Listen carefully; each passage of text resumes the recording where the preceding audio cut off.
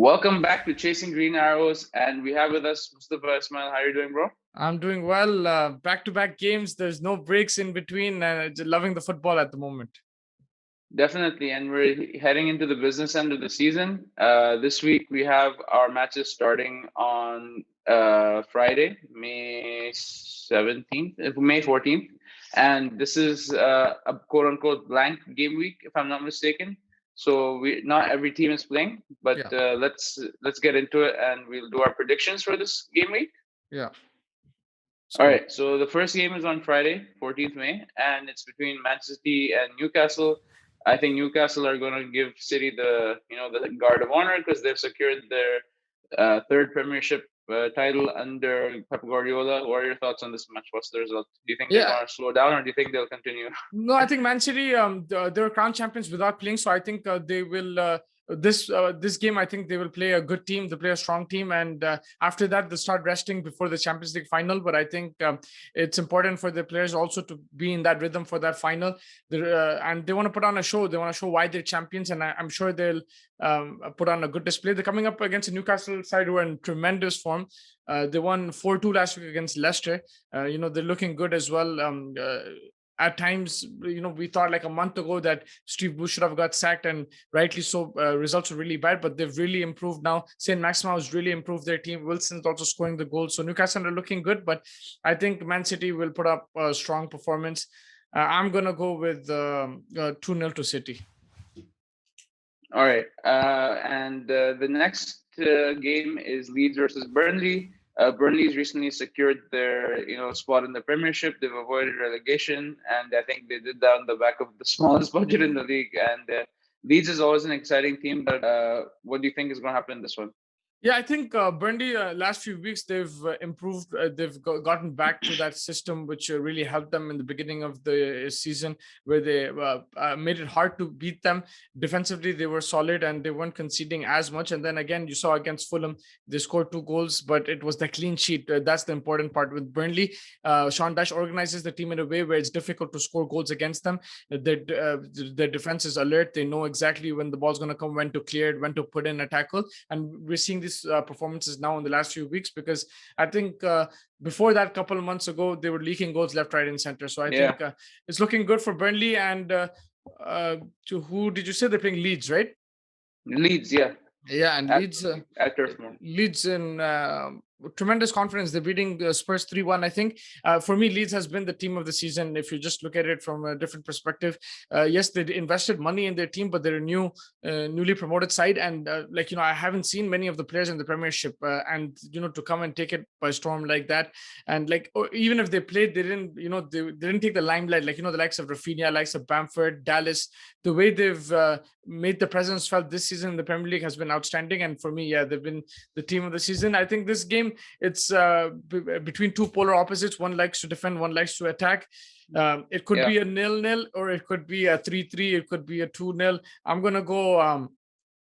I'll probably go 0-0. I'm gonna go 0-0. I just feel I don't know. I just feel that maybe Leeds have been a really good run. They might just drop, and Burnley will make it a bit difficult. So I'm going to go 0-0. Yeah, it's probably one of the most unpredictable matches of the weekend, because even Burnley has the ability to score 3 goals. They scored recently. I think they beat. Who did they beat? 3-1, I think. I think it was against West Ham. They scored 3-2, or I forgot who, but they did. Exactly. And they won 4-0 as well, I think, recently. Yeah, so they've been playing against their general, what they're expected of them. But anyway, Fulham has been relegated officially. Scott Parker was very upset, and they're playing Southampton, who are coming off the back of a win. Danny Ings is in good form. So what do you think is going to happen? Yeah, Fulham problem is lack of goals this season. Defensively, they were good. I think Scott Parker did a good job against big teams. They made it difficult. They got some points as well, but too many draws. I think at the end of the day, they needed to score goals, and attacking wise, they didn't pose a threat. That was the issue. Whereas Southampton looking good again. Danny Ings is back. He's scoring goals. Che Adams is scoring goals. James Ward-Prowse is providing the assist, set piece specialist. they're looking good. I think Armstrong as well has, he's looked good in the last few games against Palace. I saw him play. He was playing well. So Southampton suddenly, at one stage, if you remember, after 2 months, they were like third or fourth place in the Premier League. And suddenly there's a huge dip, and that was because of injuries. I think they've done a good job. They've come back and they've looked good again. There is potential there. They just need to invest in a squad where they have backup options. But yeah, I think I'm going to go with the Southampton win again. I'm going to go probably 1-0 to Southampton. All right, and then Brighton versus West Ham, two teams who have done very well considering their positions this season. West Ham is pushing at the top four door. Brighton's secured mid-table finish most likely, and they've impressed defensively. So what do you think is going to happen here? I think West Ham, they were brilliant, but the last couple of game weeks, they tapered off a bit. I think they could have actually sealed that top four with the way they had the momentum going. Lingard was scoring left, right, and center, and Antonio was supporting him well. They were looking good, and suddenly, though, even in those games that they were winning, it was like 3-2, 3-2. You saw there was a leak in that defense, and that's being exposed now. They lost. They came up against a solid Everton side last week, and Everton, Ancelotti, even though they are inconsistent, he does organize them pretty well against big teams, and he organized them well. West Ham found it hard to crack it down, and then defensively they leaked a goal. So I think that's been an issue defensively, even when they were winning games, and that's something they have to work on going into the future, because I felt that the top four was really on for them. Now it looks a bit difficult because the last couple of game weeks have been poor for them, and coming into this game week again against the Brighton side, Brighton, they've had some really good performances, but they haven't got the result. So with Brighton, it's been inconsistent. Sometimes they shoot themselves in the foot in that sense, but I think overall they've done a good job. There's a few players there who have stepped up when needed, and I think their manager Graham Potter has done a fantastic job. Whether they win or lose, he addresses the media really well, and I think that's how he manages his players as well. Very calm, relaxed, and going into this game, I think it's going to be a big game for West Ham. They'll need to win at least to put some pressure on. So I'm going to go 2-1 to West Ham. All right, and then that's Saturday's games. Then on Sunday, the first game is Aston Villa Crystal Palace. Maybe Aston Villa is in a better position than Palace. Palace have been very indifferent this season, but I think they've secured their spot. What's going to happen in this one? Benteke coming back into form for Palace, but again, we saw against Sheffield they were convincing, but then against Southampton they started leaking goals. Defensively has been a big issue for them. Crystal Palace, attacking wise, they have scored goals, but they just haven't provided that that discipline at the back, and that's something they will have to work on next season. They have some really good attacking players. SK, if I'm not mistaken, Eze, he's really good. Benteke, Benteke is a goal scorer. Zaha is a baller as well. So I think they do have some attacking threat there, but you need to build from the back. The greatest teams in the Premier League right now, like City, if you look at them, where do they build? They build from the back. So you can have all the attacking threat you want, but you need to have a solid foundation in your defensive line, and I think that's something they will have to look on for this game. Aston Villa again, against United, they lost after going up 1-0. I keep saying this, and I will continue to say this. Grealish is a huge miss. With him, they're a completely different team because of the creativity that they show.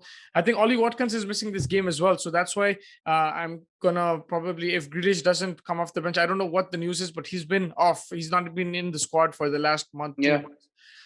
So I don't see him starting or even coming on the bench for this game. So I'm probably going to go 2-1 to Palace actually for this game, because they don't have Watkins as well. They might struggle to score. All right, and then Spurs versus Wolves. Interesting tie-up. I think Spurs have underperformed this season, even though Harry Kane, at times Bale, and Son have had good patches of form. Kane is still the leading goal scorer in the Premier League, but in different season. And Wolves also mid-table finish. They've had that potential of hitting maybe even the Europa League spots, but it just hasn't been there. So it's like, what do you think is going to happen with two teams that maybe haven't achieved their potential this season? Yeah, I think Spurs have been below par. The very underwhelming performance this season. It's just not been their season. They've relied on 2 or 3 players, but as a team, they haven't played well. They've leaked goals. They haven't scored enough goals as well. I feel that even though Kane and Son, I think, started off the season brilliantly, but injury here and there, and everything gets messed up for them. Gareth Bale showed glimpses, but he couldn't be consistent, and I think it's just been an awful season for them. They'll just want to rewind and not rewind, but like refresh. in the summer, invest, especially in the defensive line. And what's going to happen with Harry Kane, that's also going to be interesting. Wolves, I feel, on the other hand, they've actually punched above the weight in a certain way. Yes, they had an amazing season last year, but they had the players here. They didn't have quite a few players, and Jimenez, like I keep saying, was injured as well. So I think they did well. Again, inconsistent performances, but the fact that we're getting wins as well at the same time. They beat Chelsea, I remember, like in December, when no one expected them. So they do get results when needed. And credit to Nuno. I think he's done a really good job. And if he can get some backing in this summer, again, Wolves, I think, can challenge for a European spot. At least, the top 8, they can for sure challenge for that.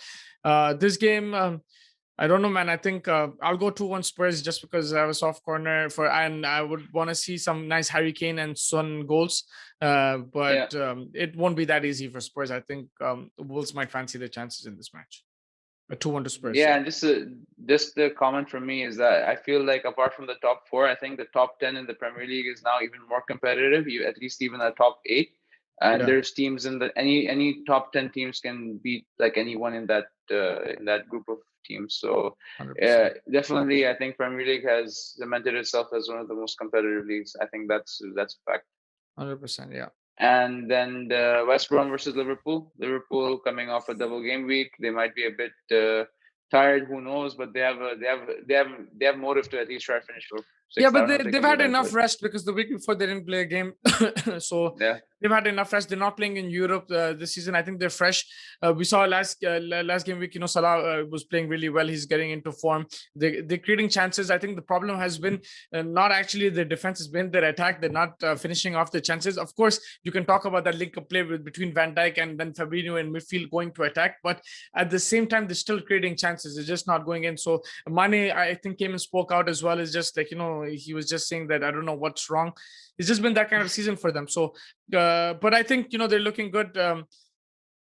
They'll finish off this season strong, and top 4 is still open. It's going to be difficult for them, but they still have to win their games. And I think West Brom is a good place for them to go to, and there won't be that much pressure. And I think if they continue to win, they might just put pressure on whoever's 4th and 3rd, and they might even sneak in. So I think that's what they're going to look at, win all their games. I haven't predicted them to win. I think they'll definitely win this week, but I'm still not going to predict them. I'm going to go 1-1 draw, but I think they will. That's just because me and Abrar, our co-host, have this thing that he doesn't predict Spurs. I don't predict Liverpool, but if you just ask me honestly, I think that Liverpool, they'll fancy the chances in this game.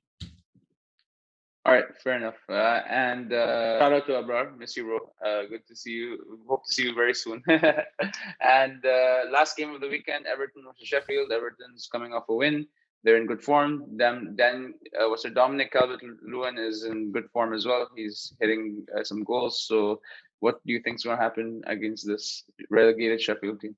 3-0 Everton. I think it'll be a convincing Everton win. Sigurdsson is also looking really good attacking wise. He's played that playmaker kind of role. Set pieces, he's a set piece specialist. He's always, making the goalie work. Always has the opposition on the toes when there's a set piece. Calvert-Lewin, like you said, tremendous aerial threat, and then finishing as well has been good this season. I think, Everton had a slow period this season. They've been inconsistent, but there is room for improvement. But there's also positives there to take from next season, and I think it's Ancelotti's still getting used to this team and everything, and I think next season they should be better.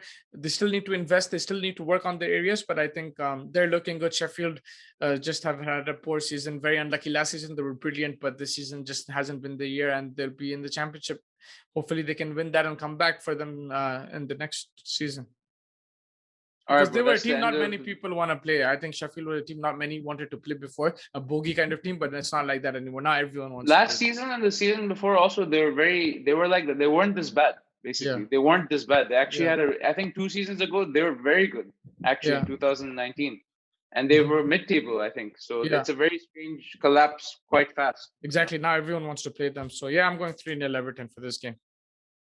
Yeah, fair enough. Maybe DCL with a brace. Yeah. All right, so that's the end of the games for this week, and it is a slightly reduced schedule. And the next game week, second last, is on Tuesday, 18th May. So we'll catch you for those predictions. And keep it locked to Chasing Green Arrows. Subscribe to us on YouTube. Follow us on Instagram. Like this video, like all of our videos. We really appreciate your support, guys. So, Mustafa, thanks for joining me, and have a great day. Thank you. You too. Take care.